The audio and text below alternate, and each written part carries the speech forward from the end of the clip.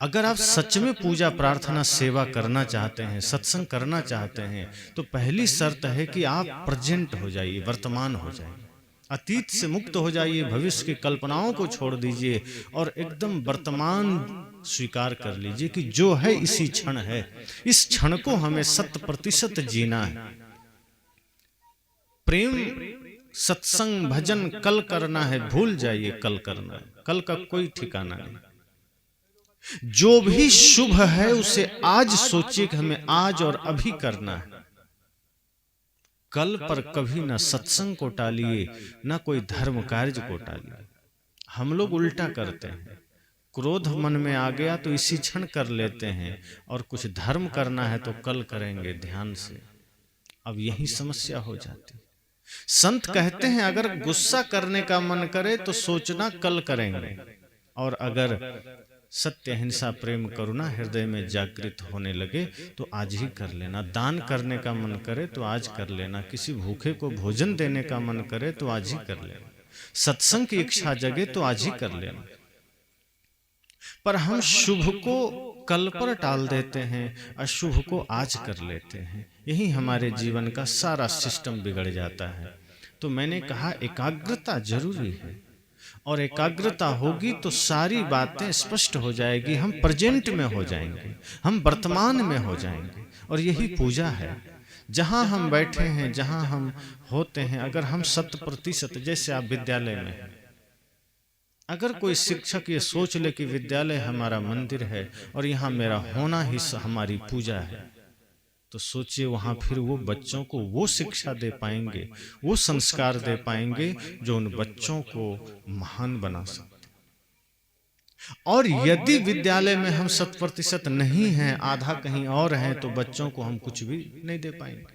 एक पिता अगर अपने बच्चों के प्रति 100% पितृधर्म निभाने लगे, पिता होने का फर्ज निभाने लगे, तो पुनः आप समझ लीजिए कि आपके बच्चे में दिव्यता उतरनी शुरू हो जाएगी।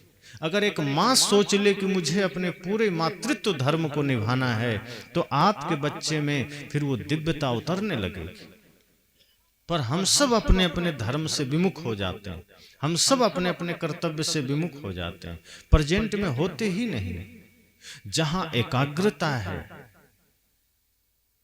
पूजा लोग करते हैं, एकाग्रता से नहीं करते, सत्संग एकाग्रता से नहीं करते, लेकिन बिजनेस एकाग्रता से करते हैं, खेती एकाग्रता से करते हैं, संसार का काम आदमी एकाग्रता से करता है, बल्कि एक चोर चोरी बड़ी एकाग्रता से करता है। उतनी एकाग्रता से पुजारी पूजा नहीं करता है जितनी एकाग्रता से चोरी करता है चोर। अब सोचिए चोरी में वो कितना एकाग्र है। वो जान रहा है सावधानी हटी की दुर्घटना घटी, वो जान रहा है अगर चोरी करते थोड़ी भी असावधानी हुई तो पकड़े जाएंगे, इसलिए सावधान है। लेकिन एक आदमी पूजा कर रहा है और असावधान है, एक आदमी सत्संग कर रहा है और असावधान है, एक आदमी धर्म के पथ पर चल रहा है और असावधान है। जब हमारे जीवन में सावधानी आ जाए, जब हमारे जीवन में होश आ जाए, सजगता आ जाए, तो फिर जहां है वहीं पूजा है, जहां है वही साधना है, जहां है वही उपासना है। एक मौलवी बैठे बैठे अपनी आसनी जमाए खुदा की इबादत कर रहा था, तो एक लड़की भागी जा रही थी अपने प्रेमी के पीछे।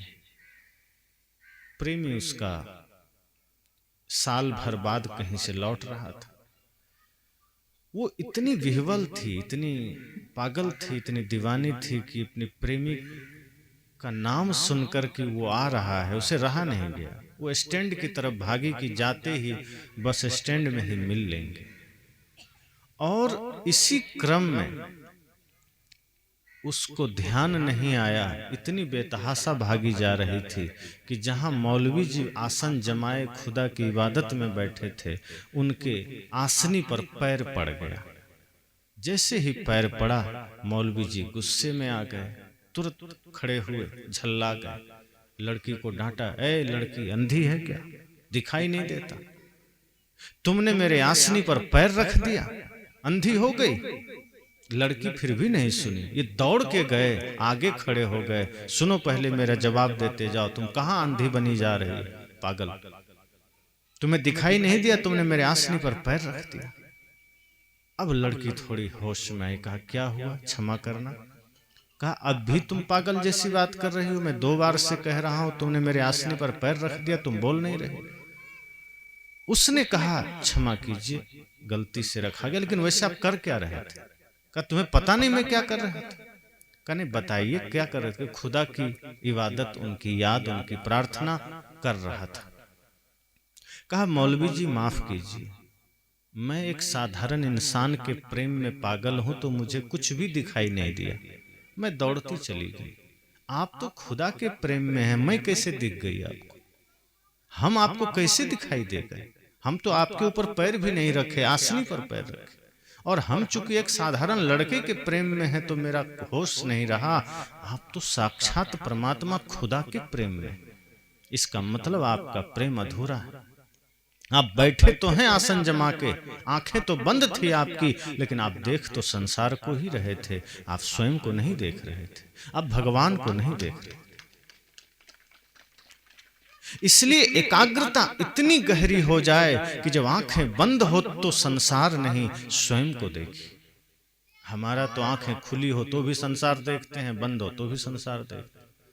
अब कोई आदमी मंदिर में पूजा के लिए बैठा है तो दिखता तो है पूजा के लिए बैठा है, पर आंखें बंद है, कल्पनाओं में चल रहा है, बच्चों के बारे में सोच रहा है, बाजार के बारे में सोच रहा है, बिजनेस के बारे में सोच रहा है, मित्र के बारे में सोच रहा है, रिश्ते नातों के बारे में सोच रहा है, और धन कहाँ से आएगा इसकी प्लानिंग कर रहा है, बाजार से क्या सामान लेना है वो सोच रहा है।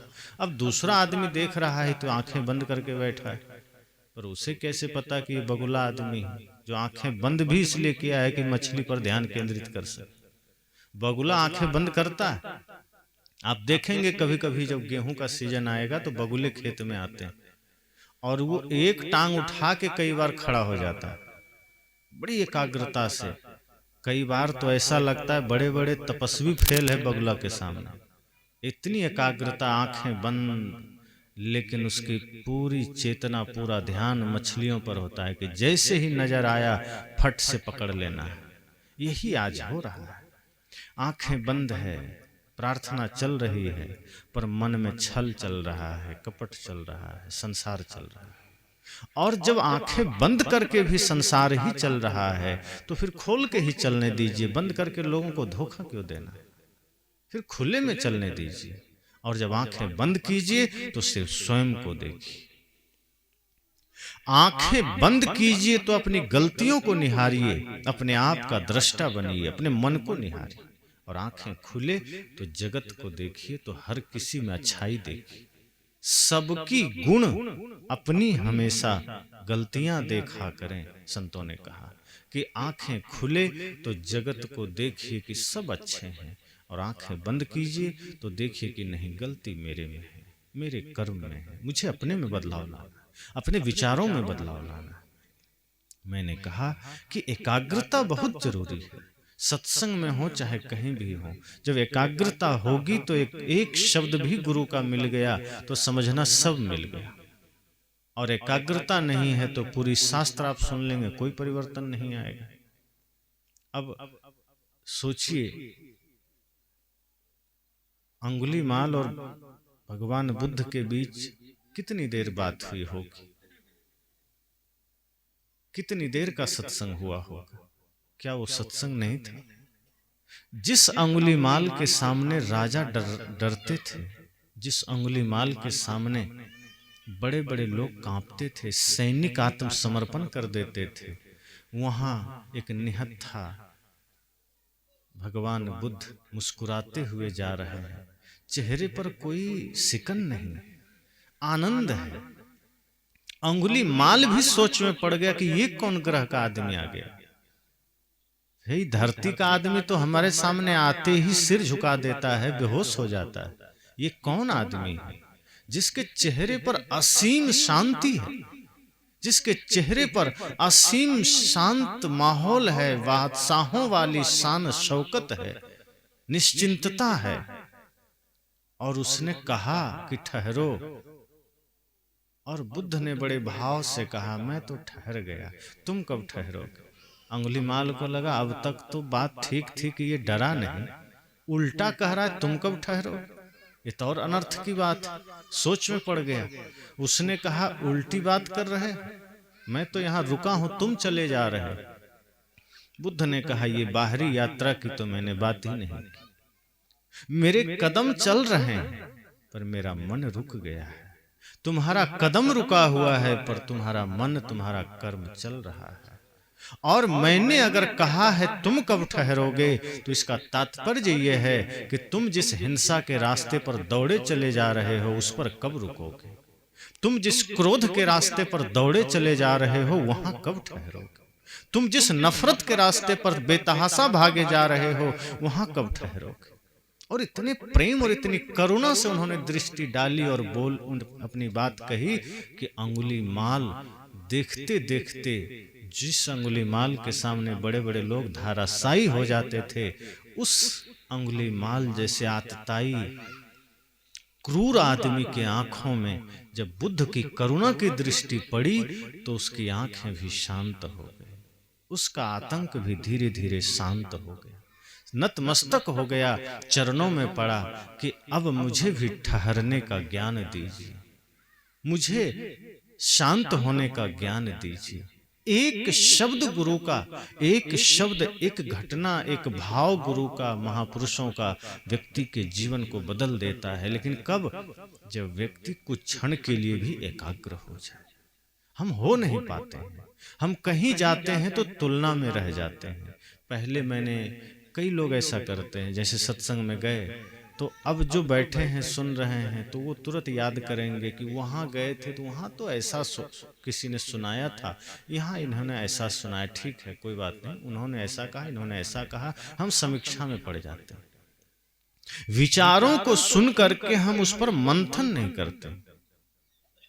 सुने उसके बाद मंथन करें, और मंथन के बाद जो सार निकल कर आए वो आपका है, वो ज्ञान आपका है। और अगर वो आपके आचरण में उतर गया तो फिर समझना उद्धार हो गया। तो एक एक शब्द, एक एक घटना पर्याप्त है। अगर हम पूरी एकाग्रता से सत्संग सुने तो कोई जरूरी नहीं 4-4 घंटे सुनना पड़े। जो कई बार आप देखते होंगे, साधारण सी समस्या शरीर में होती, एक दवा से ठीक हो सकती, लेकिन कई बार डॉक्टर 2-3 दवा दे देते, पता नहीं किससे ठीक हो जाए, अगर इससे नहीं तो उससे, इस तरह से दे देते। एक ही शब्द से जीवन बदलता है। जीवन बदलने के लिए पूरा शास्त्र नहीं चाहिए, एक शब्द चाहिए। पर वो एक शब्द आपके लिए कौन सा है ये जानने के लिए कई बार 4-4 घंटे सुनना पड़ता है। पता नहीं उस 4 घंटे में आपका शब्द आएगा कि नहीं। अगर चूक गए तो नहीं आएगा। अगर एकाग्रता से सुन रहे हैं तो हो सकता है उस 4 घंटे के सत्संग में आपका एक शब्द आ जाए जो आपको बदल सके। हो सकता है कि 1 ही मिनट में आ जाए, और ऐसा भी हो सकता है अगर एकाग्रता भंग हुई तो जन्म जन्म तक उस शब्द ना आए। इसलिए कई बार आप देखते हैं लोग लंबे काल से धर्म से जुड़ जाते हैं, सत्संग से जुड़ जाते हैं, गुरु से जुड़ जाते हैं, लेकिन उनके जीवन में बहुत ज्यादा सुधार नहीं हो पाता।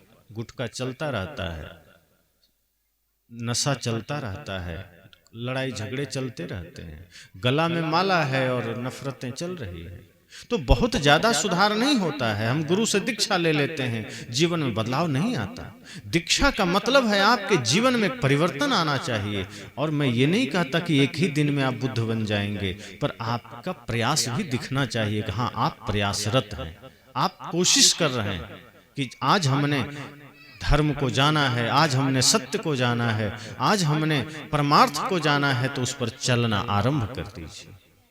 अगर हमें पता चल जाए कि हमारे सिर में दर्द क्यों है तो फिर हम उसका इलाज तो तुरंत कर लेंगे। पता ही नहीं चलता तो दुनिया भर के काम हम करते रहते हैं। अगर पता चल जाए समस्या का तो समाधान तुरंत हो जाएगा। इसलिए एकाग्रता से जब हम सत्संग सुनते हैं तो जीवन में परिवर्तन की संभावना बन जाती है, फिर हमारा मन मस्तिष्क सब बदल जाता है।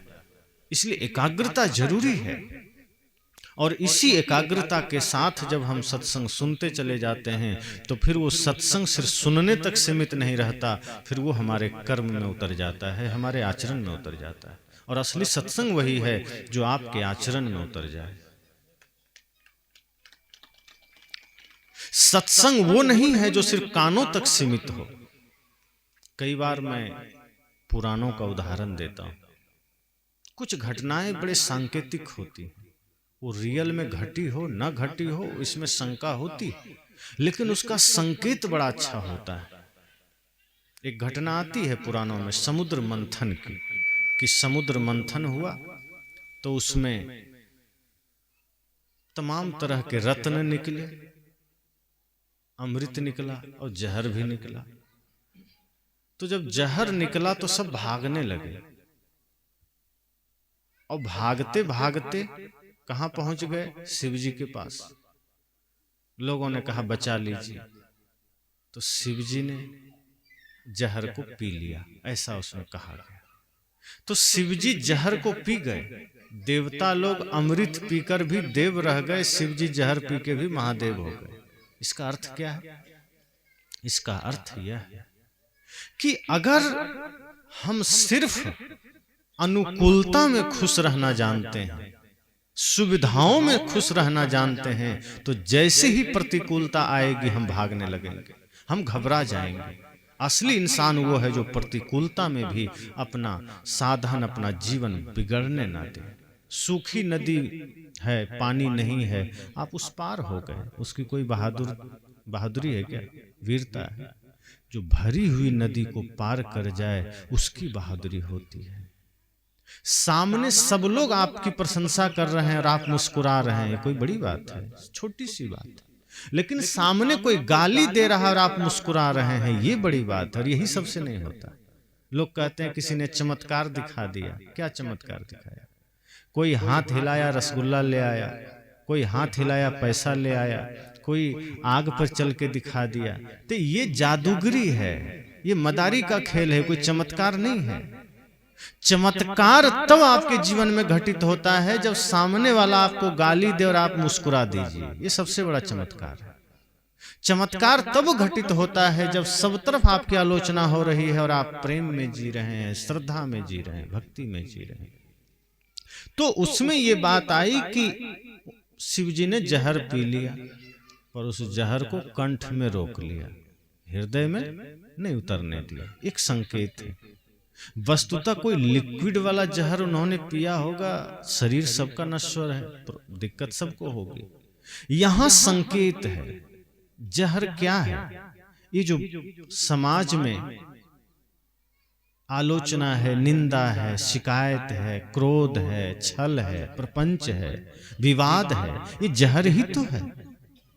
एक संकेत है कि जब इस तरह का जहर सामने आ जाए तो आप भी पी लीजिए, प्रतिकार मत कीजिए, लेकिन उसको कंठ में रोक लीजिए, दिल में मत उतरने दीजिए। अगर आपने दिल में उतार लिया, जैसे कोई गाली दिया और आपने दिल में उतार लिया, फिर आप भी गाली दे देंगे, फिर गाली का जवाब गाली से देंगे। और अगर आपने उसको कंठ में रोक लिया, कंठ में ही ठहरा दिया, दिल में नहीं उतारा, तो कोई गाली दिया फिर भी आप बढ़िया गीत सुना देंगे। कोई आपके साथ गलत किया, आप उसके साथ गलत नहीं करेंगे। जो तो को कांटा बुवे ताही बुवे तू फूल, तो ही फूल को फूल है वाको है त्रिशूल। साहब ने कहा कि अगर कोई आपके लिए कांटा बो दिया तो बो दिया, उसका कर्तव्य उसने किया, आप फूल बोइए।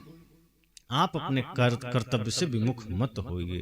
तो अगर कोई गाली दिया, कोई आपकी निंदा किया, आलोचना किया, तो उसको कंठ में रोक लीजिए, दिल में मत उतरने दीजिए।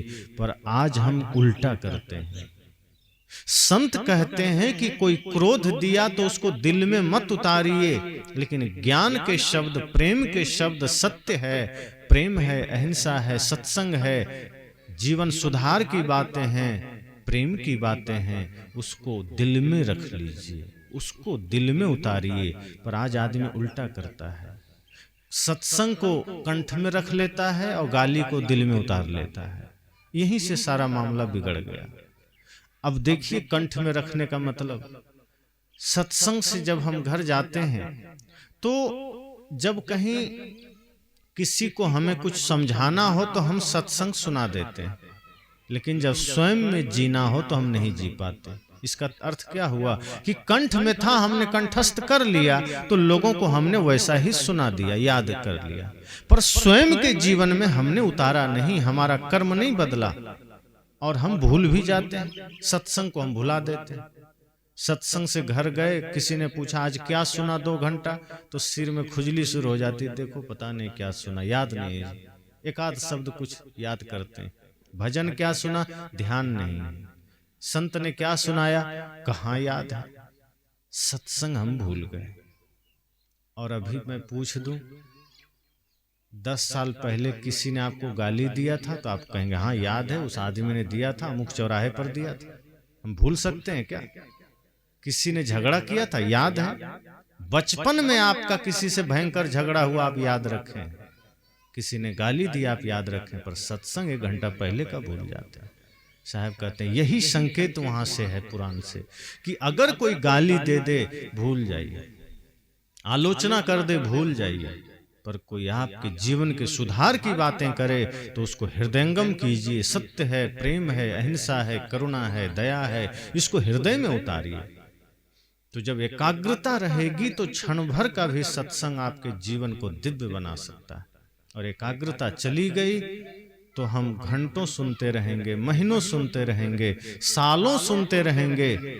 सत्संग खत्म हो जाएगा, शरीर खत्म हो जाएगा, पर शरीर में रह कर के जो काम करना था वो हम कर नहीं पाएंगे। सत्संग खत्म हो जाएगा, संत चले जाएंगे और हमारा भी शरीर नश्वर है तो एक दिन वो भी चला जाएगा, लेकिन जीवन में कोई बदलाव नहीं आएगा। इसलिए संतजन कहते हैं सत्संग थोड़ा भी सुनिए तो उससे जीवन बदलना चाहिए। आप कितनी देर सत्संग में बैठते हैं ये ज्यादा महत्वपूर्ण नहीं है, सत्संग कितना आपके जीवन में बैठता है ये महत्वपूर्ण है। हो सकता है हमारे पास समय कम है, हम 2 ही मिनट बैठे, लेकिन सत्संग तो हमारे जीवन में बैठ सकता है। और सत्संग है ही क्या, सिर्फ पंडाल में बैठ के सुनना ही सत्संग थोड़े। साहब ने तो कहा है मन की तरंग मार लो बस हो गया भजन, आदत बुरी सुधार लो बस हो गया भजन। कि जो मन की तरंग है, मन के विकार है, मार लीजिए भजन हो गया। बुरी आदतें हैं, सुधार लीजिए भजन हो गया। माता पिता गुरु की सेवा करने लगी, सत्संग हो गया। जिस भाव से मंदिर में झाड़ू लगाते हैं उसी भाव से घर में झाड़ू लगाइए, हो गई पूजा। जिस भाव से भगवान के लिए प्रसाद बना के चढ़ाने जाते हैं उसी भाव से घर के लोगों के लिए प्रसाद बनाइए, हो गई पूजा। अलग से कहाँ कुछ करना है। तो सत्संग से जीवन तब बदलता है जब हम एकाग्रता से सुनते हैं, एकाग्रता से बैठते हैं। एकाग्रता जरूरी है।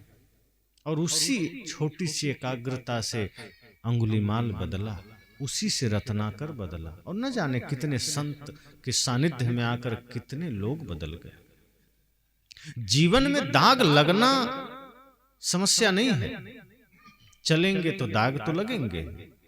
अब कोई भोजन बना रहे हैं तो लकड़ी के चूल्हे पर बना रहे हैं तो स्वाभाविक है कालिख लग सकता है, दाग लग सकते हैं, पर दाग लगना महत्वपूर्ण नहीं है। दाग ना छुड़ाना फिर मूर्खता है कि दाग लग गया और हम उसको वैसे छोड़ दें। जैसे कपड़े में लग जाता है तो आज तो बहुत सारे केमिकल हैं। जो श्वेत वस्त्र पहनते हैं सफेद, तो वो लोग ज्यादा ध्यान रखते हैं। हम लोग को ध्यान रखना पड़ता है कि दाग लग जाए तो उसको छुड़ाना है। साहब कहते हैं कपड़े में दाग लग गया तो आप बड़ा ध्यान रखते हैं कि दाग लग गया है, अपने से नहीं छूटा। तो आजकल तो बाजारों में बड़ी व्यवस्थाएं हैं, आदमी वहां दे आता है, ड्राई क्लीनिंग वाले के पास या धोबी के पास। और चेहरे में कोई दाग आ जाए तब क्या करते हैं? तो आईना के सामने खड़ा होकर अपने से ही डेकोरेशन कर लेते हैं, दाग घटा लेते हैं। पर साहब कहते हैं शरीर का दाग आप आईना में देख लिए, कपड़े का दाग आप बाहर बाजार में जाके छुड़ा लिए, पर जो दाग मन में आ गया है वो कहाँ देखेंगे, वो कैसे छूटेगा? और मन में दाग क्या है? मन में जो दाग है उसका नाम क्या है? क्रोध है, अहंकार है, काम है, छल है, कपट है, ईर्ष्या है, द्वेष है। यही तो दाग हैं जो हमारे आचरण में, विचार में लग जाते हैं, मन में लग जाते हैं। और हम सत्संग में बैठते हैं, सुनते हैं, पर ये दाग हमारा छूट नहीं पाता। अब सोचिए, कोई आदमी कहे कि भोजन तो किए हैं लेकिन भूख नहीं मिटी, तो आप क्या कहेंगे कि कैसा आदमी है, दरिद्र आदमी है, खाया फिर भी पेट नहीं भरा। तो कहेंगे और खा लो। अब वो पूरा दिन भर खाता रहे फिर भी कहे हमका पेट नहीं भरा, तो आप कहेंगे या तो तुम खा ही नहीं रहे, झूठ बोल रहे हो। अगर भोजन करेंगे तो ठीक है, 2 रोटी में पेट नहीं भरेगा, 5 में तो भरेगा, 5 में नहीं तो किसी को 50 में तो भरेगा, पर भरेगा अगर खाएगा तो। लेकिन कोई कहे नहीं, 1000 रोटी खाने के बाद भी पेट नहीं भरा, तो कहेंगे फिर ये पागल है। इसी तरह कोई कहे सत्संग हम कर रहे हैं 5 साल से, 10 साल से, फिर भी क्रोध नहीं मिटा। सत्संग हम कर रहे हैं फिर भी नफरत नहीं मिटा। सत्संग हम कर रहे हैं फिर भी आलोचना नहीं मिटा, क्रोध नहीं मिटा, काम नहीं मिटा। इसका मतलब सत्संग किया ही नहीं। अगर सत्संग सच में किए होते तो क्रोध मिट जाता। अब क्रोध मिट जाता, जब ये बात मैं कई बार कहता हूं तो मुझे ख्याल आ जाता है, कई लोग पूछते हैं कि क्रोध बिल्कुल मिटा देना चाहिए, हिंसा बिल्कुल मिटा देना चाहिए।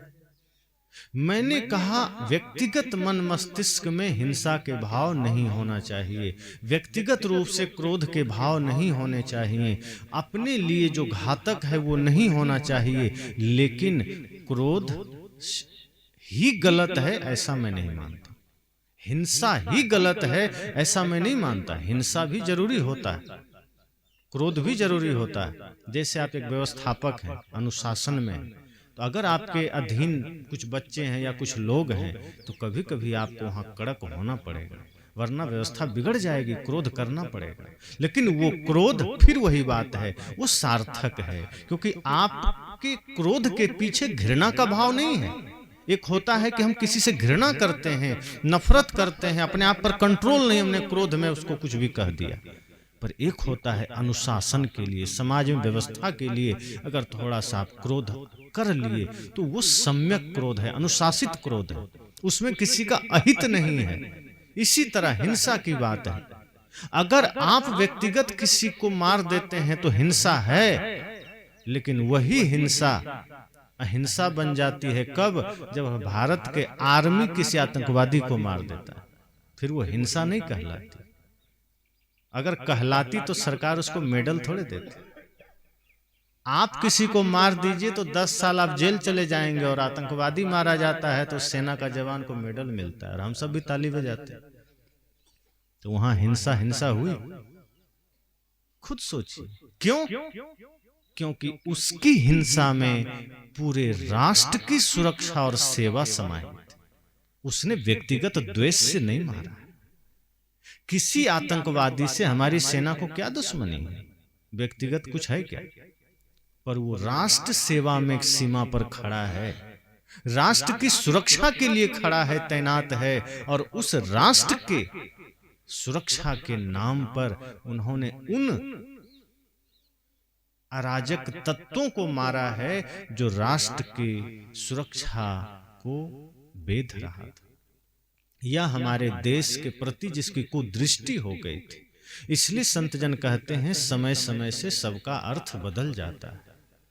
अब जैसे जब भगवान बुद्ध अपने ज्ञान प्रचार में चल रहे थे तो मगध के बहुत सारे सैनिकों ने अपना धर्म त्याग दिया, अर्थात वो सैनिक से इस्तीफा दे दिए और बुद्ध के शरण में जाने लगे।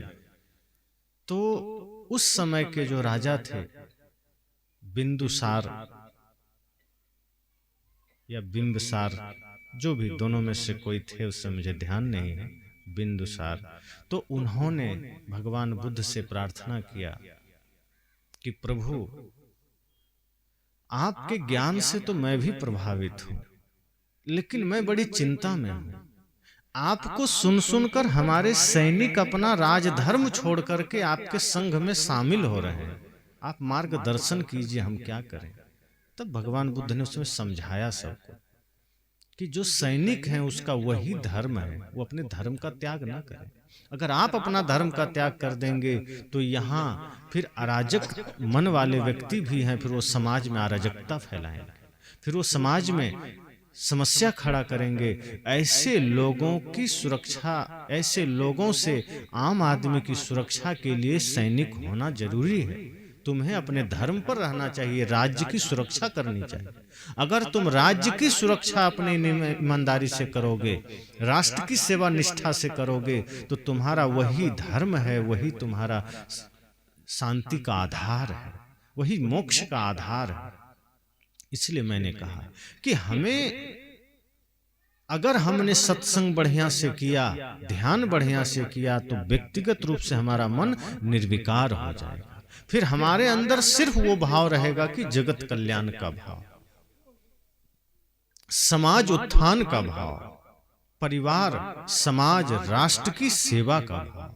और जब राष्ट्र की सेवा का भाव है, तब समझना कि उसमें आप वही करेंगे जो समाज के लिए उचित होगा, आप वही करेंगे जो राष्ट्र के लिए उचित होगा। और व्यक्तिगत रूप से मन निर्मल होगा, क्रोध से आप मुक्त होंगे, हिंसा से मुक्त होंगे, नफरत से मुक्त होंगे। इसलिए मैंने कहा कि अगर सत्संग करते हैं, अगर ध्यान भी करते हैं, पूजा भी करते हैं, और वो करने के बाद भी हिंसा न मिटी, मन मानसिक विकार न दूर हुआ, छल प्रपंच न दूर हुआ, बल्कि और दाग हम लगाते चले गए। पूजा के नाम पर, प्रार्थना के नाम पर सत्संग कर रहे हैं और हम जीवन में दाग लगा रहे हैं, तो दाग फिर हमें बहुत महंगा पड़ जाता है, फिर ये जीवन नरक बन जाता है। इसलिए दाग मिटाना है। मैंने कहा दाग लगना बड़ी बात नहीं है, लगेगा। जो चलता है वही गिरता है, जो चलेगा ही नहीं वो गिरेगा क्या? जो खड़ा होगा वही बैठेगा, जो धूप में है वही छाया में आएगा। अब जो पहले से छाया में लेटा है वो कहाँ जाएगा? इसलिए साहब कहते हैं जो चलेगा वही गिरेगा, और हो सकता है कई बार गिरेगा, लेकिन पुनः पुनः अगर उठ के संभल के चलेगा तो एक दिन विजयी हो जाएगा। इसलिए साहब कहते हैं जीवन में कोई दाग लग जाए तो चिंता मत कीजिए। दाग लगना दिक्कत की बात नहीं है, लेकिन हम दाग छुड़ाने का प्रयास नहीं करते, हम मन को निर्मल करने का प्रयास नहीं करते हैं। ये दुख की बात है। मैं सुनाया करता हूं साहब की पंक्तियां। ध्रुव प्रहलाद सुदामन ओढ़ी, शुकदेव ने निर्मल कीनी चदरिया, सुखदेव ने निर्मल कीनी। दास कबीर ने ऐसी ओढ़ी, दास कबीर ने ऐसी ओढ़ी, ज्यों की त्यों धर दीनी चदरिया, झीनी रे झीनी के राम नाम रस भीनी चदरिया, झीनी रे झीनी। साहब ने क्या कहा? इस शरीर रूपी चादर हम सब ने ओढ़ा, और इसी में आगे जो पंक्ति साहब ने कहा, ध्रुव प्रहलाद सुदामा ने ओढ़ी। इन्होंने भी शरीर धारण किया, लेकिन कोई ज्ञान से, कोई भक्ति से, कोई उपासना से अपने शरीर रूपी चादर के दाग को छुड़ाया, निर्मल किया। हम क्यों नहीं कर रहे? साहब ने कहा दाग लगना समस्या की बात नहीं है, दाग न छुड़ाना ये समस्या है। इसलिए ध्रुव प्रहलाद सुदामा ने भी भक्ति के द्वारा, सत्संग के द्वारा अपने जीवन के दाग को छुड़ाया। और आगे साहब क्या कहते हैं? दास कबीर ने ऐसी ओढ़ी, ज्यों की त्यों धर देनी। उन्होंने कहा मैंने इस शरीर रूपी चादर को इस भांति से रखा, ओढ़ा, ज्यों का त्यों प्रकृति को लौटा दिया। मैंने कोई दाग लगने ही नहीं दिया। मैंने न इसमें कोई दाग लगने दिया, न कोई संभावना बचने दिया। मैंने प्रकृति ने जैसा मुझे दिया मैं वैसा ही निर्मल करके दे दिया। प्रकृति ने सबको शरीर निर्मल दिया है। देखिए बच्चों, गुटखा खाने की आदत है बच्चों में, चोरी करने की आदत नहीं है। छोटा बच्चा है, पूछिए किस जाति के हो, कहेगा हमें पता नहीं। अब कई तो अब जो बोल ही नहीं पाए वो क्या बताएंगे। जिस घर में चला गया उसी जाति का हो जाता है। न उसमें छल है, न कपट है, न चोरी है, न क्रोध है, कोई विकार ही नहीं। लेकिन जैसे जैसे बड़ा होगा, अभी आंखों में प्रेम है, सौम्यता है, शांति है। जैसे जैसे बड़ा होगा, माता पिता का असर पड़ेगा, समाज का असर पड़ेगा, परिवार का असर पड़ेगा। धीरे धीरे सौम्यता खोती चली जाएगी। धीरे धीरे जातियां सीख लेगा, धीरे धीरे परिवार जान लेगा, धीरे धीरे समाज जान लेगा, धीरे धीरे सारी बुराइयां घुस जाएगी। मन पवित्र था मेरा जब जहां में आए थे, धर्म कर्म कुछ न थे अपने न पराए थे। हम बेहोश हो गए, होश जब संभाला है, और पहले से जो डूबे थे हमको भी धकेला है। भीड़ आदमी की है, आदमी अकेला है। कहा जब इस धरती पर आए थे तो मन पवित्र था। बच्चों का मन पवित्र होता है, इसलिए बच्चों को भगवान का रूप कहा गया। मन पवित्र था मेरा जब जहां में आए थे, और धर्म कर्म कुछ न था।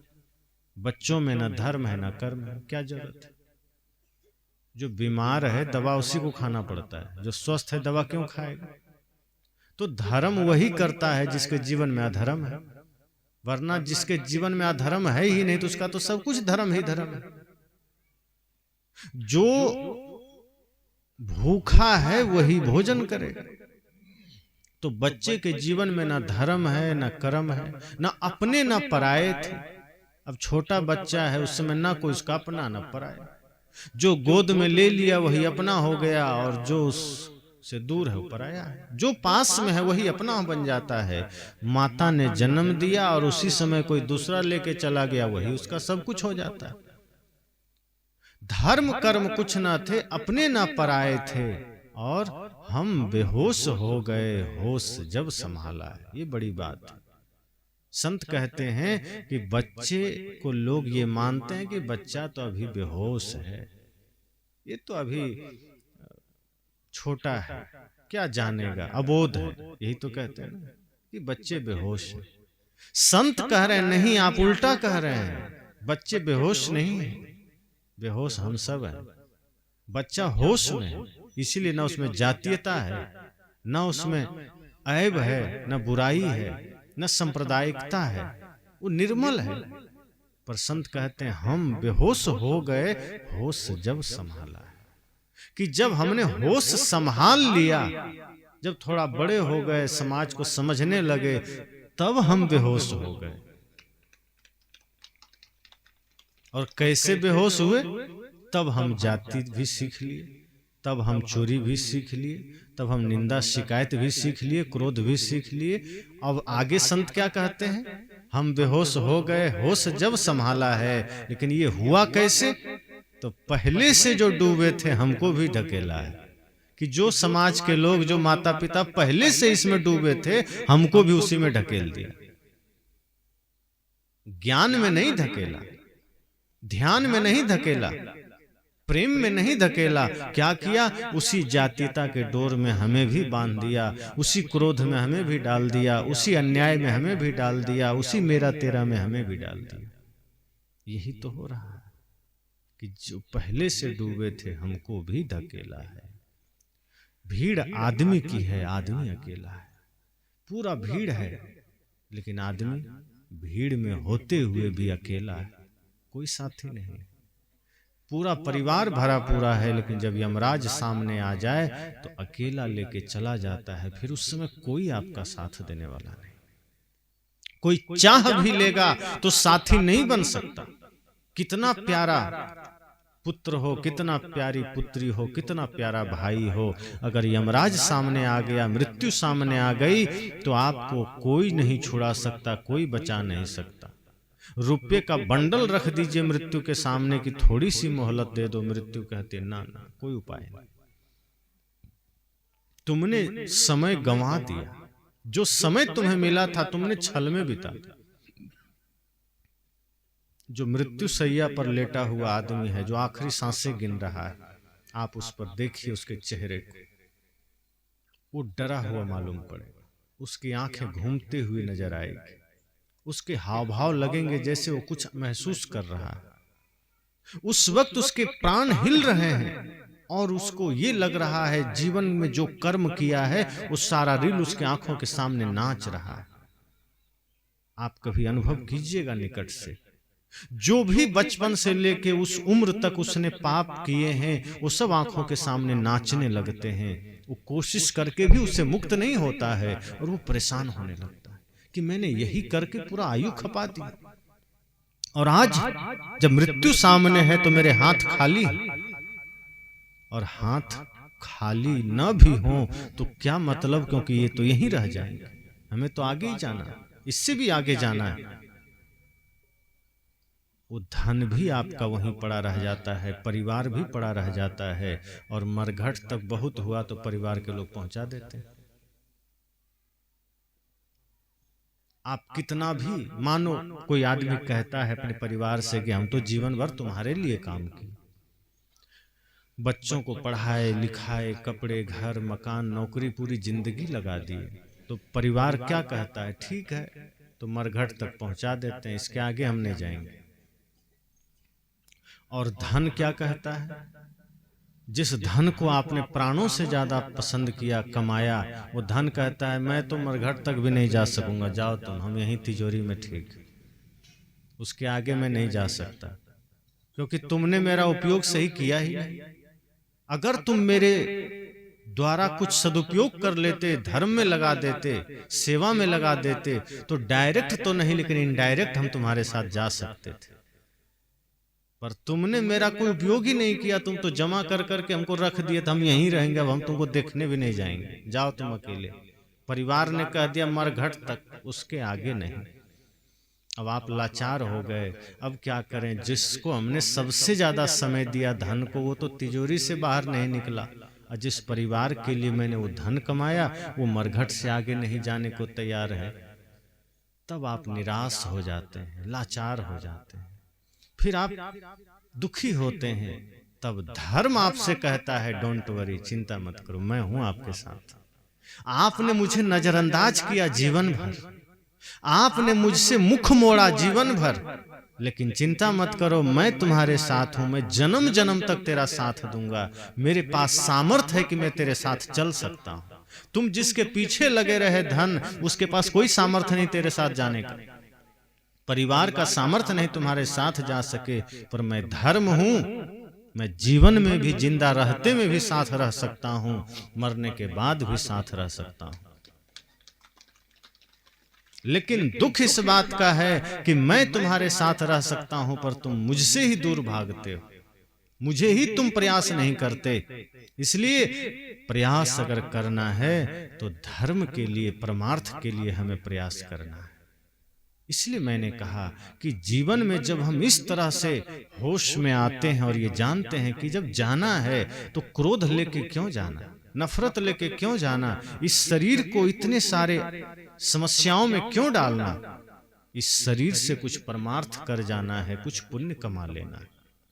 क्योंकि जब मृत्यु सामने होगी तो फिर समय नहीं मिलेगा, फिर आपको याद आएगा कि अच्छा होता संतों की बात मान लेते, जन्म तेरा बातों ही बीत गयो, तूने कबहू न राम कहो। साहब ने कहा कि जन्म बातों में बीत गया और आपने कभी राम नहीं कहा। साहब ने कहा कि दुनिया को जाना, ग्रह नक्षत्र को जाना, समुद्र कितने हैं वो भी जाना, देश को जाना, घड़ी टीवी मोबाइल को जाना, कपड़े लत्ते को जाना, चप्पल जूता को जाना, इस सब बाहरी चीजों का ज्ञान आपने रखा, पर मैं कौन हूं ये जाना नहीं। और मृत्यु भी आ गई, धर्म भी नहीं जाना, कर्म भी नहीं जाना। सत्संग सुन ले, जीवन में कोई बदलाव नहीं आया, सत्संग सुन रहे हैं। बहुत जगह मैं देखता हूँ कई पुत्र जब पिता कहते हैं चलो सत्संग में, तो पुत्र आकर बाद में कहते हैं कि हम क्या करें सत्संग में जाके, पिताजी बहुत दिन से सत्संग में जा रहे हैं और अभी भी खैनी खाते हैं, तंबाकू खाते हैं, तो हम जाके क्या करें। जब पिताजी का तंबाकू नहीं छूटा तो हम उस सत्संग में क्यों जाएं, क्या होगा जाने से। पिताजी की वाणी सही नहीं हुई, वो आज भी गाली दे के उठाते हैं, हम लोग बच्चे हैं, सोए रह जाते हैं, पिताजी गाली दे देते हैं, माँ गाली दे देती। संत कहते हैं नहीं, आप अपने जीवन में इतना परिवर्तन ले आइए कि आपकी वाणी फिर वो प्रार्थना की वाणी बन जाए। अलग से आप प्रार्थना गाते हैं, संत कहते हैं आप हमेशा इतना बढ़िया बोलिए कि हमेशा आपका बोलना खुद प्रार्थना बन जाए। अलग से प्रार्थना की क्या जरूरत है? अगर हम हमेशा सत्य बोलें तो वही सत्संग है। अगर हम हमेशा मधुर बोलें वही प्रार्थना है। अगर हम हमेशा निर्मल मन से सेवा करें वही पूजा है। और जब इस तरह से होता है तो आपकी पीढ़ियां, आपके बच्चे भी आपसे प्रभावित होते हैं। फिर प्रथम गुरु आप बन जाते हैं। वरना सिर्फ कहने को है माता पिता प्रथम गुरु, तो माता पिता प्रथम गुरु भी हैं और माता पिता प्रथम बिगाड़क भी हैं। वो बिगाड़ते भी पहले वही है। बिहार में सदगुरु आचार्य श्री धर्मस्वरूप साहब जी घटना सुनाते हैं कि एक महिला अपने 5 साल के बच्चे को लेके आई। 5-6 साल का बच्चा रहा होगा। तो उसने कहा, गुरुजी ये बच्चा गुटखा खाता है। साहब ने कहा, ये छोटा सा बच्चा गुटखा खाता है? कहा क्या कहें, बड़ा शैतान है, गुटखा खाता है। साहब ने कहा गलत बात है, इतना छोटा बच्चा। लेकिन ये बताओ, ये 5-6 साल का बच्चा है, ये गुटखा लाता कहां से? कहा गुटखा तो घरे में है। तो कहा घर में कहां से आया? कहा इसके पिताजी खाते हैं। तब साहब ने कहा इसका पिता गुटखा खाता है तो सबसे बड़ा शैतान तो वो है, फिर शैतान ही तो जन्म लेगा। जब बाप ही शैतान है तो बेटा इंसान कैसे हो जाएगा? तब साहब ने कहा तुम भी खाती हो? कहा हाँ, कभी कभी हम भी खा लेते हैं। कहा फिर जब माता पिता ही शैतान है तो बच्चा कैसे देवता हो जाएंगे भाई? गुटखा तुम घर में रख रहे हो, तुम दोनों खा रहे हो, तुम सोचते हो बच्चे प्रसाद खाएं? ये नहीं हो सकता। अगर तुम चाहते हो बच्चे प्रसाद खाएं तो पहले तुम्हें जीवन में प्रसाद लाना होगा, पहले तुम्हें जीवन में सत्संग उतारना होगा। जब तुम्हारा जीवन सुगंधित होगा, तुम्हारा जीवन प्रेम से आच्छादित होगा तो तुम्हें सिखाना नहीं पड़ेगा, तुम्हारे बच्चे खुद दिव्य बनेंगे, तुम्हारे बच्चों में खुद दिव्यता उतरेगी। इसलिए साहब ने कहा जीवन थोड़ा है और अंतिम में आपको जवाब देना पड़ेगा मृत्यु को कि क्या कमा के जा रहे हैं। इसलिए उस समय फिर मौका मिलेगा नहीं, उस समय फिर समय भी नहीं मिलेगा, मौका भी नहीं मिलेगा और कुछ कर भी नहीं सकते। इसलिए इससे पहले कि जीवन की यात्रा समाप्त हो जाए, भजन सत्संग धर्म में लग जाना है। हम पूरी शक्ति, पूरा सामर्थ्य सिर्फ संसार बटोरने में लगा देते हैं। संसार बटोरना बुरा नहीं है, धन कमाना बुरा नहीं है, पर उसका उद्देश्य अगर सिर्फ बटोरना रह जाए, धन ही मंजिल बन जाए तो ये बुरा है। मैं अक्सर उदाहरण देता हूं कि आप गाड़ी खरीदते हैं, बढ़िया नई गाड़ी खरीद लीजिए, रोज सुबह उठ के कपड़ा मारिए, तेल चेक कर लीजिए, पानी चेक कर लीजिए। अब बाजार जाना है, झोला उठाइए, पैदल निकल जाइए। कितना भी बारिश हो रही पैदल चले जाइए, गाड़ी में चढ़िए मत। तो आदमी कहेगा कितना मूर्ख आदमी, गाड़ी लिया है, रोज पोंछता है, पैदल चला जाता है, धूप है, बारिश है, पैदल जा रहा है। वही हम लोग कर रहे हैं। मनुष्य शरीर मिला, खूब धन कमा रहे हैं, कपड़े खरीद रहे हैं, पैसे कमा रहे हैं, बढ़िया भोजन कमा रहे हैं और इस शरीर का उपयोग संसार से पार होने के लिए कर ही नहीं रहे। ये शरीर मिला है संसार रूपी सागर से पार होने के लिए, नाव है, साधन धाम मोक्ष कर द्वारा। संतों ने कहा ये तो साधन है, इसको व्यवस्था दीजिए, भोजन दीजिए, कपड़ा दीजिए, पर फिर आप इसको यूं ही छोड़ देते हैं। आप इस शरीर का उपयोग संसार से पार होने में कीजिए, आप इस शरीर का उपयोग साधना में कीजिए, धर्म में कीजिए, ये साधन है। उसी तरह धन मार्ग है, मंजिल नहीं, सिर्फ व्यवस्था है, सुविधा के लिए। आप सुविधाएं इकट्ठी करिए, आपका धन आपकी सुविधा के लिए है, समाज की सेवा के लिए। और जिस दिन आपका धन किसी गरीब के काम आ गया, आपका धन किसी निर्धन का धन बन जाए, आपका बल किसी निर्बल का बल बन जाए, आपकी विद्या किसी अनपढ़ की विद्या बन जाए, समझ जाना जीवन सार्थक हो गया। लेकिन हमारा बल भी अपने लिए, विद्या भी अपने लिए, धन भी अपने लिए, किस काम का, क्या काम? अपने लिए तो चाहिए, शरीर को जिंदा रखना है, कमाइए खाइए। संत थोड़े कहते हैं कि सब लुटा के भिखारी बन जाओ। कपड़ा बढ़िया पहनिए, गाड़ी बढ़िया रखिए, घर बढ़िया बनाइए, कोई दिक्कत नहीं। अगर आप कर सकते हैं करिए, कोई दुख की बात नहीं, खुशी से करिए। लेकिन उतनी ही खुशी से परमार्थ भी करिए, उतनी ही खुशी से मन को निर्मल भी बनाइए, उतनी ही खुशी से समाज राष्ट्र की सेवा भी कीजिए। तब आपका धन सार्थक हो जाएगा, आपका तन सार्थक हो जाएगा। संत ये नहीं कहते कि हाँ कपड़े गंदा पहन लो या साफ कपड़े लाए तो उसमें गोबर लगा लो, ऐसा नहीं कहते। हम लोग कहते हैं बढ़िया, सब बाहर भी साफ लेकिन अंदर भी साफ होना चाहिए। हम बाहर सब चकाचक कर लेते हैं और अंदर गंदगी रह जाती है। घर में लाइटें जला लिए, पार्क में लाइट जला लिए, कमरे में, बाथरूम में, सब जगह लाइट लगा दिए और दिल में अंधेरा का अंधेरा बना हुआ है। बाहर 2 बल्ब कम लग जाएगा, कोई दिक्कत नहीं, पर अगर आपके हृदय रूपी आंगन में अंधेरा हो गया तो जीवन अंधकार बन जाएगा। इसलिए वहां ज्ञान का दिया जरूर जलाइए, वहां सत्संग का दीप जरूर जलाइए, प्रेम का दीप जलाइए। इसलिए मैंने कहा एकाग्रता के साथ सत्संग में आइए और जीवन को सत्संगमय बना लीजिए, धर्ममय बना लीजिए। जहां रहिए सोचिए हमारा सत्संग है, हमारा हर कर्म सत्संग बन जाए, हमारी हर वाणी प्रार्थना बन जाए, हमारी हर यात्रा तीर्थ बन जाए। लोग कहते हैं काशी, द्वारिका, अयोध्या भी पूरा तीर्थ है, प्रयागराज सब तीर्थ माना गया।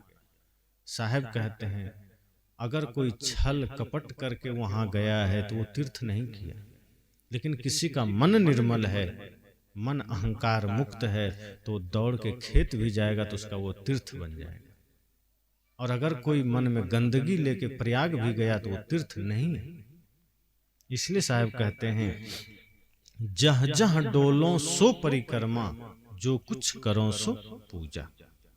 कि अगर मन निर्मल है, पवित्र है, तो आप चलेंगे वो परिक्रमा होगा, झाड़ू लगाएंगे पूजा हो जाएगा, लोगों की सेवा करेंगे पूजा हो जाएगा। और मन गंदा है तो दिन भर मंदिर में बैठे रहिए तो भी पूजा नहीं होगा। मंदिर में अगर सिर्फ जाने से पूजा हो जाता तो मंदिर में तो बहुत लोग जा रहे हैं, कहाँ पूजा हो रही है।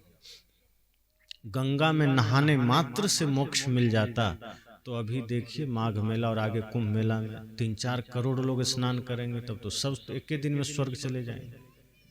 तो मछली तो पानी में ही रहती है, वो सब स्वर्ग जाएगी। ऐसा नहीं, कर्म सुधार करना पड़ेगा। सिर्फ गंगा में नहाने से पाप नहीं मिटता है। पाप शरीर में चिपका हुआ है क्या, कहीं लगा है? पाप मन में है। और गंगा का पानी आपके तन को धोएगा। अगर पाप शरीर में कहीं चिपका होता तो शायद उस पानी से धुल जाता, पर पाप है मन में। तीर्थ वही जो पाप ही तारे, और पाप वही जो मन मध्य विकारा। पाप मन के मध्य में है, मन में है, और मन तक गंगा का पानी नहीं पहुंचेगा, मन तक सत्संग पहुंचेगा, मन तक ये ज्ञान का गंगा पहुंचेगा। इसलिए अगर ये सोचते हैं कि हम कितना भी पाप करें और डुबकी लगाने से पाप धुल जाएगा, तो संत कहते हैं नहीं। यही जागृति सत्संग हमें देता है। हर जगह होश में आइए। कोई भी शॉर्टकट से हम धर्म के पथ पर नहीं चल सकते, शॉर्टकट से स्वर्ग नहीं मिल सकता। हमारे महापुरुषों को बड़ी तपस्याएं करनी पड़ी। हम सोचते हैं शॉर्टकट, मंदिर गए, एक अगरबत्ती जलाए, धार्मिक होके निकल गए। ये शॉर्टकट है, इससे धार्मिक तो नहीं हो सकते। हाँ, दिखावा हो जाएगी। हमारे महापुरुषों को कितनी तपस्याएं करनी पड़ी।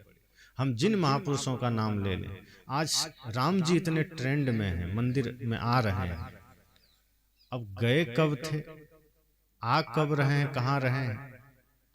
सच तो यह है कि अगर राम को हम गहराई से सोचें तो सदगुरु कबीर ने कहा, राम सबके हृदय में है और वो कभी गए ही नहीं, वो सब जगह है।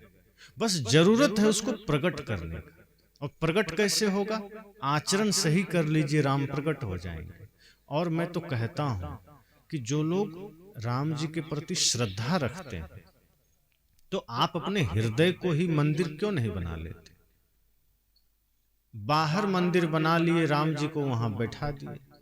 और यही काम अब हमारे यहाँ भी चल रहा है। कबीर पंथ में भी मंदिर कई जगह लोग बना के कबीर साहब को मंदिर में बिठा दिए।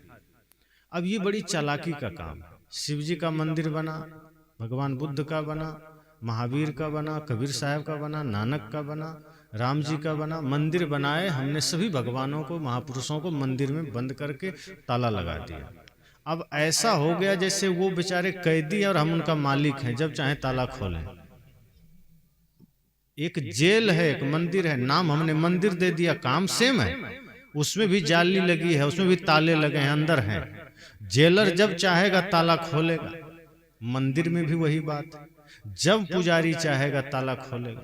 भगवान अगर निकलना भी चाहे तो पुजारी से पूछना पड़ेगा कि भाई हमको बाहर आना है, वरना उपाय नहीं।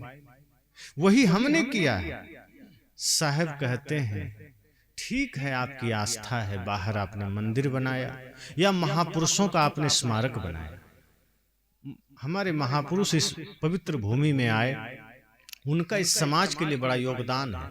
चाहे राम हो, कृष्ण हो, बुद्ध हो, महावीर हो, उनके स्मारक स्थल बनाइए, मंदिर बनाइए, अच्छी बात है, ताकि आने वाली पीढ़ियां उससे कुछ सीख सकें।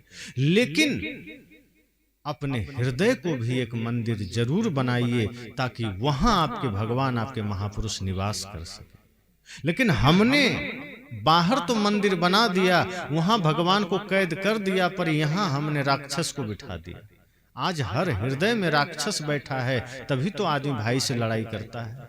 अगर यहां कबीर बैठ जाए, राम बैठ जाए, तो कोई भाई से झगड़ा करेगा क्या?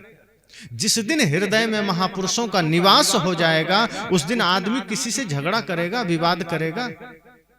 नहीं करेगा। जिस दिन भगवान का निवास हमारे हृदय में हो जाएगा, हम शराब को हाथ नहीं लगा सकते, हम झूठ नहीं बोल सकते, हम तंबाकू नहीं खा सकते, हम किसी जीव को दुख नहीं दे सकते, मांसाहार नहीं कर सकते, माता पिता को वृद्धाश्रम नहीं भेज सकते। जिस दिन यहाँ भगवान स्वयं हृदय में बैठेंगे, उस दिन हम सबका सम्मान शुरू कर देंगे। अगर हम आज ये सब नहीं कर रहे हैं तो चालाकी ही तो है कि हमने भगवान को मंदिर दे दिया, जाइए भगवान आप वहीं रहिए। हम घर में तांडव कर रहे हैं, वही कर रहे हैं जो राक्षस करते थे। निशाचर क्या करते थे? न उनको धर्म में आस्था थी, न माता पिता का वो सम्मान करते थे, न वो संत में निष्ठा रखते थे, न वो सद्गुणों को धारण करते थे। जुआ खेलते थे, शराब पीते थे, सबके साथ दुराचार व्यभिचार करते थे, इसलिए वो निशाचर हो गए। और आज वही काम अगर हम इंसान कर रहे हैं और नाम भगवान का ले रहे हैं, तो हम इंसान कैसे हो गए? फिर तो हम भी निशाचर हो गए। इसलिए संतों ने कहा कि आप स्मारक, स्मरण स्थल, मंदिर सब बनाइए, कोई विरोध नहीं। विरोध क्यों करना? लेकिन घर को भी मंदिर बना लीजिए, अपने हृदय को भी मंदिर बना लीजिए, ताकि आपके महापुरुष आपके हृदय में भी बैठ सके। और जब आपके, जैसे मंदिर में आपने लाइट जला दिया और घर में अंधेरा रखा, तो क्या होगा? वहाँ लाइट है, वहाँ जब तक आप रहेंगे आप उजाले में रहेंगे। और घर आएंगे और यहाँ एक भी बल्ब आपने नहीं लगाया, तो कभी दीवार में टकराएंगे, कभी कहीं टकराएंगे, कभी कहीं टकराएंगे। मतलब मंदिर में अगर आपने लाइट जलाया तो घर में भी जलाइए, ताकि आप सब कुछ देख सकें। अगर वहां आपने भगवान को बिठाया तो इस हृदय में सबसे पहले बिठाइए, क्योंकि अंधेरा यही है, असली अंधेरा। यहीं से बीमारी शुरू होती है, यहीं से कचरा शुरू होता है। आप सही हो गए तो फिर आपका पूरा संसार मंदिर बन जाता है। अगर आदमी ठीक हो जाए तो फिर घर घर मंदिर हो जाएगा, हर घर फिर भगवान का निवास बन जाएगा, देवालय बन जाएगा। तभी तो साहब ने कहा, जो तिल माही तेल है, त्यों चकमक में आग, तेरा साईं तुझ में जाग सके तो जाग। कि साईं तुझ में है, एक बार जाग के तो देखो, एक बार अपने हृदय को मंदिर बना के तो देखो। साहब को किसी से विरोध नहीं था, विरोध होता तो ये नहीं कहते कि मैं रोवो जगत को मोको रोवे न कोई। सदगुरु कबीर ने तो कहा कि मैं इस जगत के लिए चिंतित हूं, मैं लोगों के दुख को देखकर पीड़ित हूं, मैं नहीं चाहता कि संसार में कोई दुखी रहे। ये महानतम हृदय का प्रतीक है कि कितना विशाल करुणा उनकी रही लोगों के प्रति। और वो तो कहते हैं सब घट मेरो साइया सुनी सेज न कोई। वो तो कहते जो मेरा परमात्मा है वो सब घट में बैठा है, मेरा राम सबके हृदय में बैठा है, कोई हृदय सोना नहीं। इसलिए मैं सबसे प्रेम रखता हूं। और हम रख पाते हैं क्या? अगर हम राम जी को माने, कृष्ण जी को माने, तो क्या हम सबसे प्रेम रख पाते हैं? नहीं रख पाते। तो जब हम धर्म की बात भी करें, हम पूजा की बात भी करें और हम प्रेम ना कर पाएं, जीवन का सदुपयोग ना कर पाएं, तो क्या मतलब हुआ? इसलिए बहुत आवश्यक है कि हम सब अपने अपने जीवन में सच्चे धर्म को धारण करें और अपने महापुरुषों के आदर्शों को अपने जीवन में उतारें, अपने महापुरुषों के वचनों को अपने जीवन में उतारें, अपने महापुरुषों के चरित्र को अपने जीवन में उतारें। सिर्फ नाम, सिर्फ उनका महिमा गुणगान करने से नहीं होगा। हम कितना भी कहें कबीर साहब बहुत महान है, क्या हो जाएगा हमारा? सदगुरु कबीर की हम खूब जयकारा लगाएं तो उनकी जय जयकार तो है ही, हम लगा रहे हैं, क्या हो जाएगा? जैसे आपके पड़ोसी के खेत में अभी गेहूं लगा दिया गया और उसके खेत में गेहूं बहुत बढ़िया फसल एकदम लहलहा रही है, और आप अपने खेत में कुछ मत लगाइए, परती छोड़ दीजिए ऐसे सूखा, और बैठ जाइए और दिन भर हाथ में ताली बजे, वाह मेरे पड़ोसी का खेत तो बहुत लहलहा रहा है, क्या फसल है, क्या बात है। और जब वो गेहूं काटेगा, मिंजाई करेगा, तो आपको कितना देगा? सब अपने घर में रखेगा। और आपने क्या पाया? आप प्रशंसा में चले गए, अपने खेत में कुछ लगाया ही नहीं। यही हम कर रहे हैं। राम बहुत बढ़िया है, कृष्ण बहुत बढ़िया है, कबीर बढ़िया है, बुद्ध बढ़िया है, और हम घटिया हैं। तो हम बढ़िया कब बनेंगे? राम जी बढ़िया है तो उनका बढ़ियापन हमारे जीवन में कब आएगा? सदगुरु कबीर बढ़िया है, उनकी जय जयकार हो रही है, तो हमारा आचरण में वो बढ़िया कैसे होगा? हमारा आचरण, हमारा आचरण दिव्य कैसे बनेगा? हमारे महापुरुषों ने हम सब के लिए अपनी चेतना, अपना देशना, अपना जीवन लगा दिया, और हम क्या कर रहे हैं? हम कुछ तो सोचें कि ये जीवन हम लेके कहां जा रहे हैं, किस दिशा में लेके जा रहे हैं।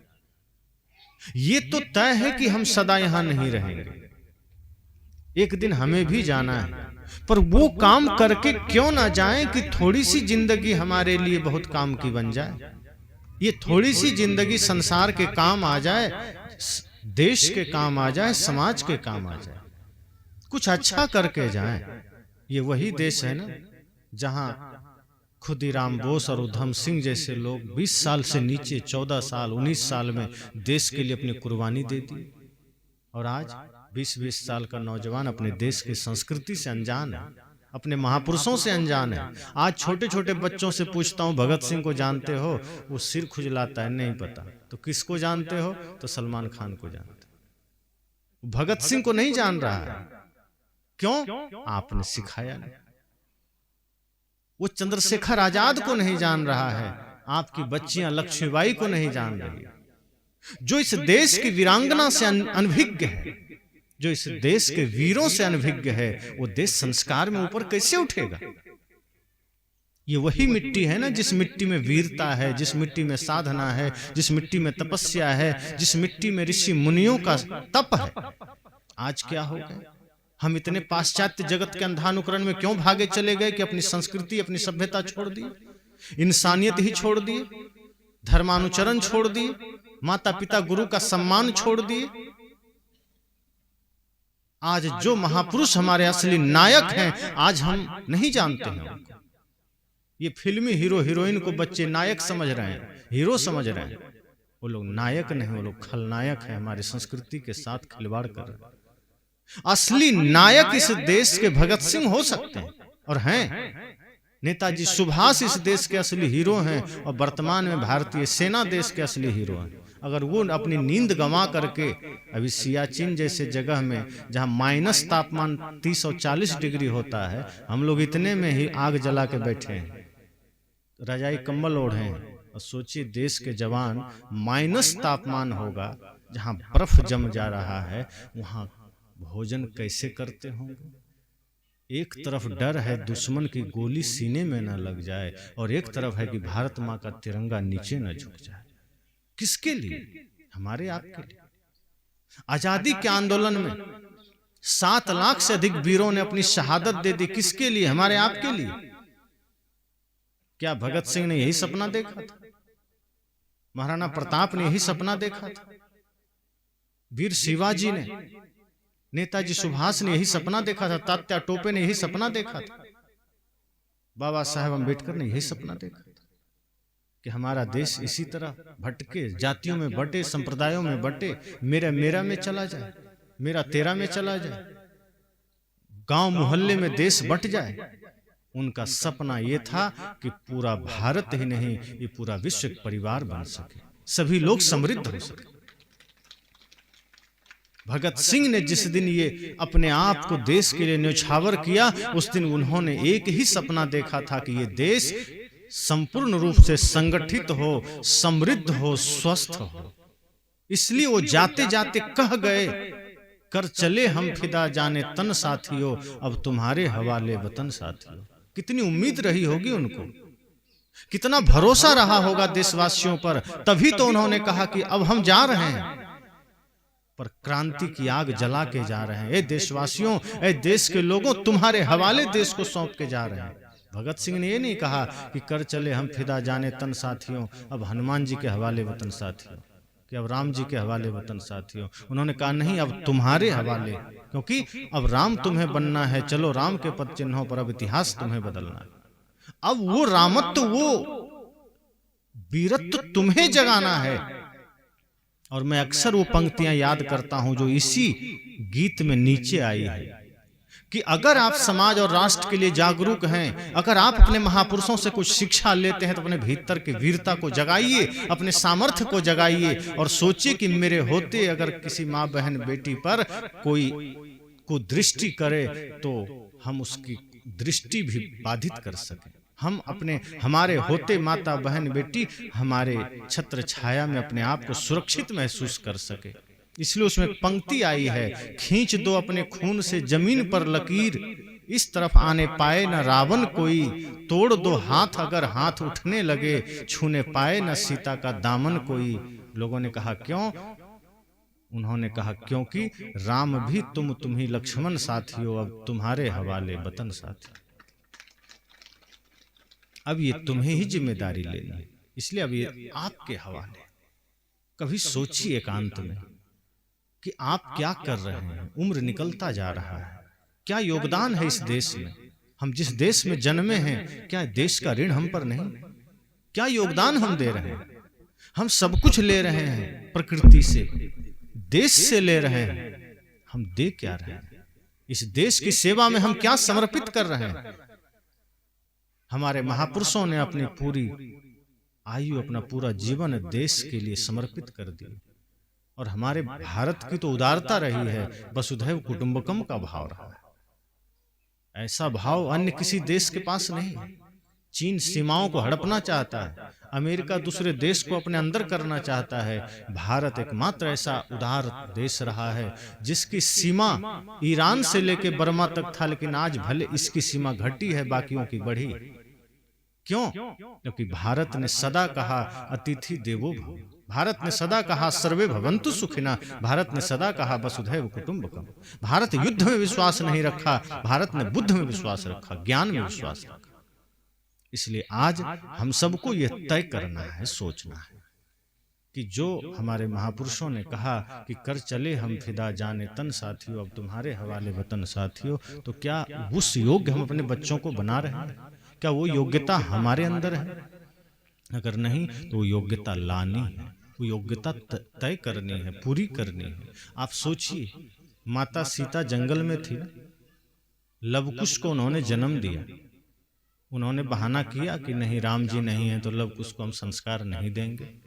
ऋषियों ने कहा माता निर्माता भवती, माताएं निर्माण करती हैं बच्चों का, सिर्फ जन्म नहीं देती हैं। उनको संवारती है, निर्मित करती है। माता सीता ने संकल्प लिया कि कोई बात नहीं, ना लक्ष्मण है, ना राम है, ना अयोध्या का कोई व्यक्ति है, लेकिन मैं अकेले लवकुश को इतना योग्य बना दूंगी कि कोई ये न कहे कि राम का पुत्र है, कैसा निकल गया।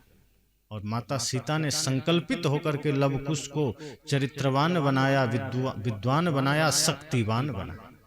इतनी शक्ति भर दी, इतना संस्कार भर दिया कि जो सेना रावण से नहीं हारी वो लवकुश से हार गई। ये माता की शक्ति है।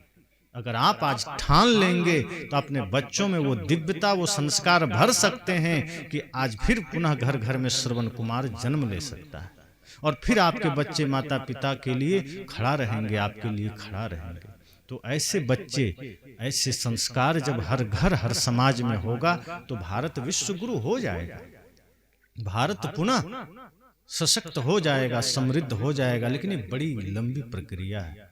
इसमें हम ये सोचें कि क्षण भर में हो जाएगा तो नहीं होगा। आजादी में ही 200 साल पहले, 800 साल मुगलों की गुलामी और 250 साल अंग्रेजों की गुलामी के बाद हम स्वतंत्र हुए, और कितने लोग शहीद हुए। तो ये भी एक ऐसी प्रक्रिया है, जब हम धीरे धीरे जागृत होंगे, धीरे धीरे सजग होंगे, तो आज हमें बहुत चीजों से सामना करना पड़ेगा। पाश्चात्य संस्कृति पहले लोगों तक नहीं पहुंच पाती थी, अखबार के माध्यम से या टेलीविजन के माध्यम से। आज हर हाथ में मोबाइल है, हर चौराहे पर पोस्टर है।